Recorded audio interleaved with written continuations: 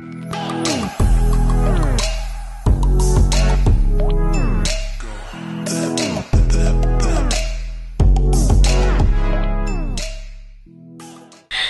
this episode, we have pandas, podiums, and six-shooter cyclocross. We have Q&A and the featured wheel, the Cantu Rebel. Come on, yeah! Come on, yeah!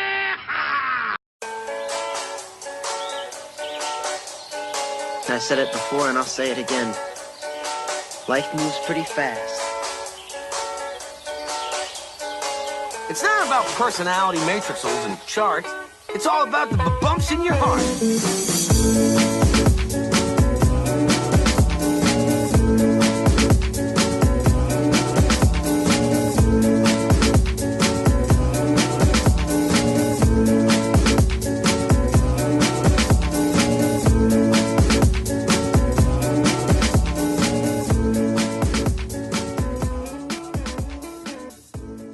Hey guys, welcome to the second episode of Coffee with Cantu. I'm Benny. And I'm John.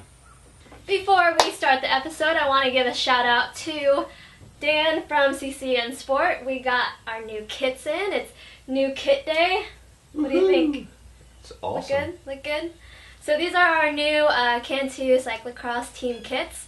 And bright colors, fun and bold, you know. So we're excited. We want to say thank you to 1885 Coffee out of San Antonio, Jose Baker. We busted into this today and it is amazing. You got to go check them out, 1885coffee.com, and we'll post links below.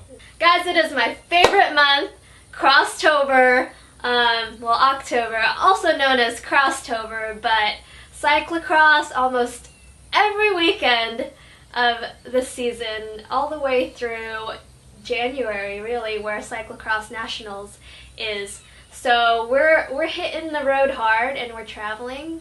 This past weekend took us to six-shooter cyclocross out in Austin. Really happy with this weekend. We have some cool podiums. This weekend was probably like a big party because the podiums were fun. Just the whole group out there was a lot of fun.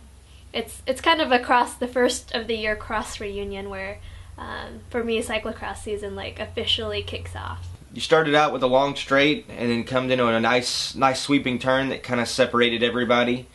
No major climbs this year, which was good. You know, when they took out the back section back there, it was nice to kind of not have that major climb that could be the defining moment in the race. But you know, definitely a challenging course.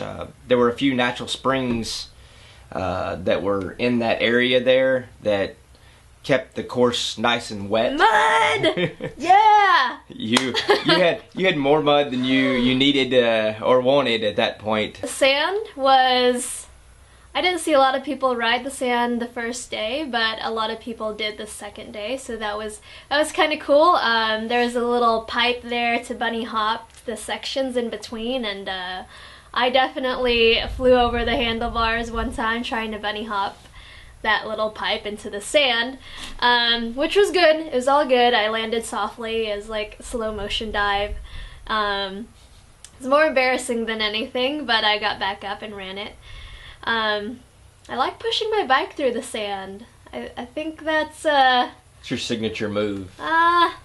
it works for me. I feel more natural running, and depending on your fork, if you have a twitchy fork, maybe it won't work for you, but for me, my bike's heavier, 20 something pounds, 20, and to carry my bike on my shoulder is kind of real awkward.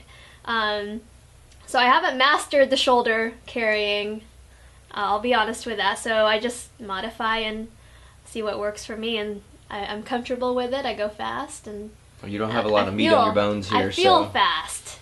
I got meat. Our team did phenomenal this weekend. 8 riders, 23 races, 8 podiums. Some people doubled up on races, and I was extremely just excited to be around everybody this Some weekend. people doubled up on races and regretted it.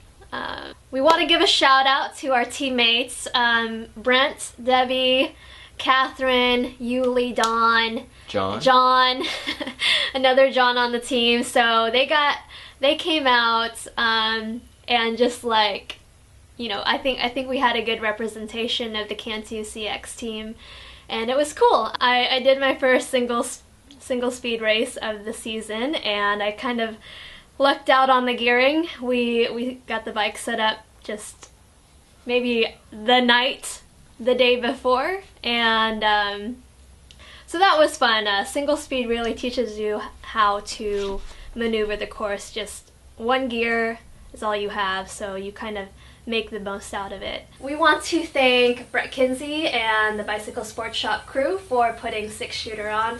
Always a great time, and we look forward to next year.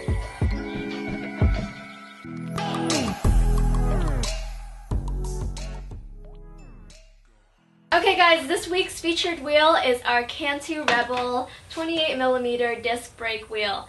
It's our all-around gravel, cyclocross, and also road wheels. The Rebel is 29mm wide, it's a 21 internal, it's hooked, it's an asymmetrical design. They weigh in at about 1,480 grams and retail for $1,495. You can pick them up through our website at cantuwheels.com or at a local dealer. You can also find that on our website. John, what's your favorite part about this wheel? It's probably the asymmetrical design. It's evens the tensions out on the spokes on both sides, so you can build a very durable wheel that way. The Rebels have end caps that are interchangeable from a 15mm to a 12 and a quick release. So you have lots of options. You can switch them between bikes, or when you get a new bike, you can keep the wheels with it. Just to add, these are what our gravel ambassadors have been riding this year. Bobby Thompson, aka Casual Cyclist, out of Emporia, Kansas, and Craig Schmidt out of Lincoln, Nebraska, representing the Pirate City League. So they have been through gravel, through everything that our ambassadors have thrown at them. So John uses this as his race wheel and also just training wheel. So we go out and ride tons of gravel miles. He can use this for cyclocross also. It's a good all-around off-road wheel if you're gonna do some cyclocross and gravel. So if you guys have any questions about the Rebels, please contact John or I, send us a message, and he can build them custom to you, whatever type of riding you're doing, and that goes for any wheel set. That's what we specialize in, so custom hand-built wheels. Alright guys, we're moving along to our Q&A segment. We've asked some friends on Facebook for some questions, so we're going to start off with Chris McGrew out of Houston, Texas. What's up, Chris? He asked, what sort of cross course do you prefer? Dry, dusty, damp, sloppy? Muddy all the way. The hard man's course. It's one of those, you get people dropping out, you get people just quitting because it's so brutal, and it's all power, it's running, it's everything. You want to give up, but you know at the end it's going to be a good finish. Alright, I'm going to have to agree with John. My favorite courses are the ones where you have to deal with the unexpected. So mud, whatever the course conditions throw at you. Cyclocross takes place, it's a fall and winter sport, so you never know what the weather is going to be, and those mud, like sloshing through the mud, just kind of fighting through the mud, each lap it gets harder and harder, but you fight through it. That's what I love about cyclocross, is just kind of dealing with the adversity and kind of stepping up to the plate. So mud. We love mud, Chris. Tony out of Houston asks, to glue or not to glue? That is the question. That's a tough question. No, you have your personal preferences. You know, some people love the glue, some people love the tape. It works good both ways as long as it's done very well. I've taped wheels over the years and I've glued them. I have a set of tubulars that I have taped that have lasted 4 years. The tire's about worn out, but it doesn't want to come off. So as long as you do it right, you can go both directions and still be okay. We have another question from Jill Esslinger from Cozad, Nebraska. What's up, Jill? She asked, where did the name Cantu come from? You want to take that? Alright guys, you know when someone tells you you can't do anything? Well, what do you say? Cantu. Cantu. You say, I can't too. We have another question from Jill Esslinger from Cozad, Nebraska. What's up, Jill? She asked, where did the name Cantu come from? You want to take that? Alright guys, you know when someone tells you you can't do anything? Well, what do you say? Cantu. Cantu. You say, I can't too. So that's kind of the basic essence of it, is, you know, doing the things that people think you can't do, and the Cantu attitude. It's also just fun to play off of. You know, we have friends that yell at us and say cannot, Cantu. That's what we're about, and we love the name. We love how people respond to that. So, from TJ, what is your ideal hand up in a cross race? That's simple. It's beer. Mine is money, like dollar bills. Of course it is. Our friend Aaron asks, for peeps interested in gravel grinding or cross but intimidated, what is your best advice to get started off right? Either find a group that does it. So if you find a cyclocross practice or a group that goes out and rides gravel, go do it. That's the best way to do it. You know, if you can find a cyclocross race, go enter it. All you can do is go show up and toe the line and go, and you'll learn more than anything doing that. And so that's what I would suggest to you, for sure. Hey guys, I think the best part is actually getting out there and just meeting people. So this goes for any racing discipline. If you want to find a community, find a network of people, then just go to a race, go show up at a race, even if you don't have a bike. Just go show up at a race and start asking questions. People in the cycling community are more than willing to help out and help you get started. So we all started there and we grew from there. So go find a group, go find people interested in the same thing. And Carolyn DeFore out of Austin, Texas. What's up, Carolyn? She asked, what race will you be looking forward to most in 2018?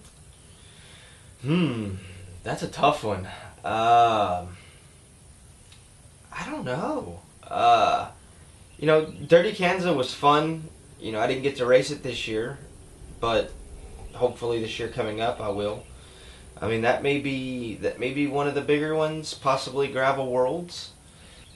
Carolyn, I think I'm going to Cyclocross Nationals in Reno.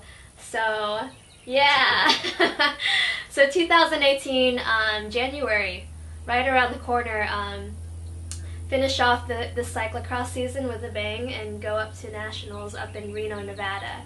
I think that's going to be a fun trip, have some teammates with us, and we're looking forward to that. So, great question. One last one, Gary Rogers. Gary Rogers, I'm going to make you some lumpia soon, okay? I promise. He asked, how do you feel about the Dirty Kansas lottery now? So, to give you a brief overview, the Dirty Kansas is one of the largest gravel races in the country, in the world actually. So it's they have a 100-mile category, a 200-mile category. It's mostly known for the 200-mile. Yeah. That's a big feat, and it's grown to over 2,000 riders throughout those categories. But last year when I registered, it was crazy. There was Sold out in 8 minutes? Sold out in, 8 to 10 minutes. I was lucky to get in. They saved some spots, 200 spots for the women. John, I was on the phone with John the whole time and he wasn't able to get in, but one thing that they do really well is that they have transfers. So if you don't get in, then you can find somebody that is unable to make it and take a transfer and get registration through that.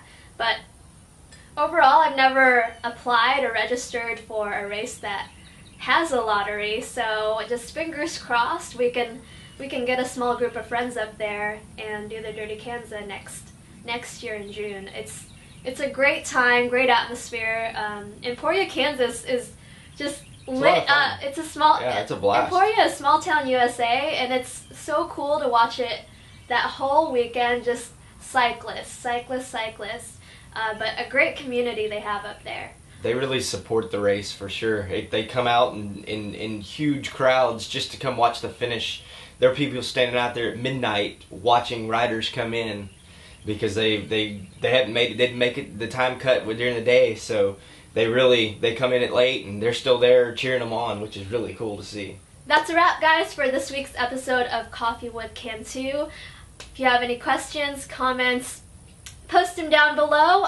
Follow us on social media, Facebook and Instagram. What do you have to add, John? See you next week. See you next week, guys.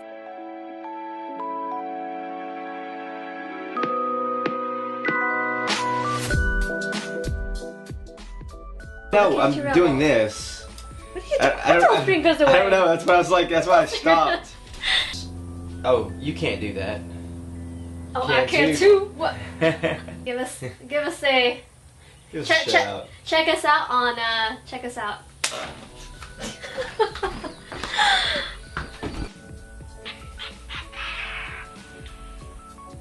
Pterodactyls behind. Very happy. We got pterodactyls, guys. Is